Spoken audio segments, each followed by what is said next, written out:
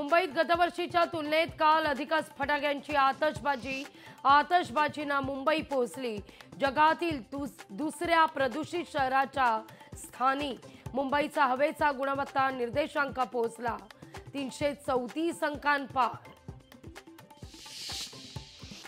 नवी मुंबई आणि कामोठेमध्ये अग्नितांडव। नवी मुंबई इमारतीला लागलेल्या आगीत 4 जणांचा होरपळून मृत्यू तर 10 जण जखमी। तिथं कामोठेत सिलेंडरच्या स्फोटात मायलेकींचा अंत। एकाच आरोपीकडून 2 अल्पवयीन मुलींची हत्या। अत्याचाराचा प्रयत्न करत हत्या केल्याचा आरोप।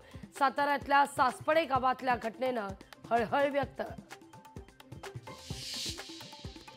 साताऱ्याच्या सासपडेमधील 2 अल्पवयीन मुलींचं हत्या प्रकरण फास्ट ट्रॅकवर चालवलं जाणार। ग्रामविकास मंत्री जयकुमार गोरेंची लोकशाही मराठीशी बोलताना ग्वाही। मुख्यमंत्री या सगळ्या प्रकरणावर लक्ष ठेवून आरोपींची सुटका नाही, गोरेंनी केलं स्पष्ट।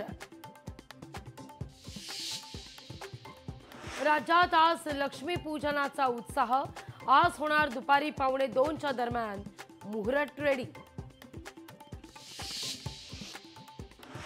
लक्ष्मीपूजनापूर्वी सोन्याचा भाव वाढला।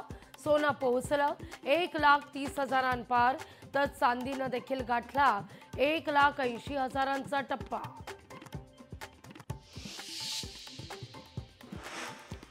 आणि महाराष्ट्राच्या फर्स्ट लेडी लोकशाही मराठीवर लक्ष्मीपूजनाच्या निमित्तानं आर्थिक नियोजन कसं करावं याविषयीची अमृता फडणवीसांची सविस्तर मुलाखत पहा आज रात्री लोकशाही मराठीवर 7:56